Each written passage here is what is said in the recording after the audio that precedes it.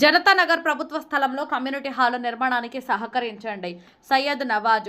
కూకట్పల్లి నియోజకవర్గం మూసాపేట డివిజన్ పరిధిలోని జనతా నగర్లో ఉన్నటువంటి 2200 గజాల ప్రభుత్వ స్థలంలో కమ్యూనిటీ హాల్ ఏర్పాటు చేయాలని కూకట్పల్లి ఎమ్మెల్యే మాధవరం కృష్ణారావు 50 లక్షల రూపాయలు శాంక్షన్ చేశారని, అయితే కొందరు కమ్యూనిటీ హాల్ వద్దని వ్యతిరేకిస్తున్నారని, ఇది కరెక్ట్ కాదని మజీద్ రెహమానియా ప్రెసిడెంట్ సయ్యద్ నవాజ్ అన్నారు.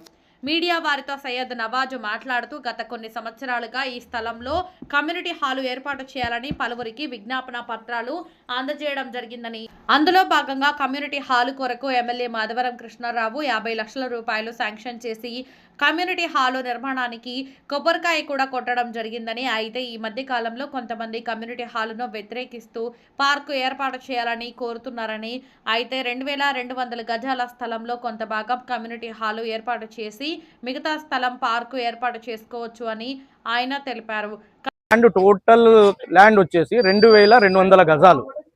దీంట్లో మేమేందంటే ఒక 200-300 గజాలలో ఒక చిన్న కమిటీ హాల్ కట్టేసి మిగతాది పార్క్కి డెవలప్మెంట్ చేయమని చెప్పి మా స్థానిక ఎమ్మెల్యే గారు మూడోసారి కూడా గెలిచాడు. ఫస్ట్ టైం గెలిచినప్పుడు ఆయన ఎమ్మెల్యే లేనప్పుడు కూడా చెప్పాము, ఎమ్మెల్యే గారు అయిన తర్వాత కూడా చెప్పాము. లాస్ట్ టైం ఆయన ఏంటంటే ఇక్కడ కొబ్బరికాయ కొట్టడం కూడా జరిగింది.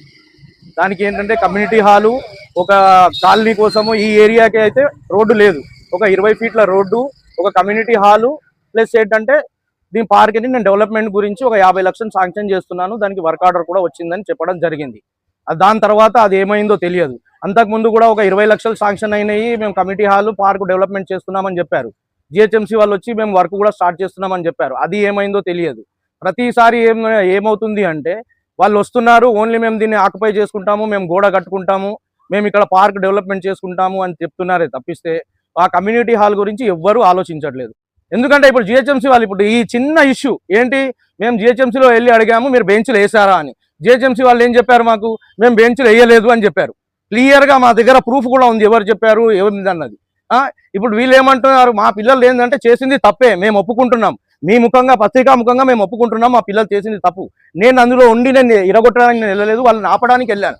వాళ్ళు ఏమంటున్నారంటే లేదు మీరే ఇరగొట్టారు, దగ్గరుండి మేము ఇరగొట్టలేదు, అక్కడే పెట్టాము, అవి అక్కడనే పెట్టేసి అందరినీ బయటికి పిలిపించాం.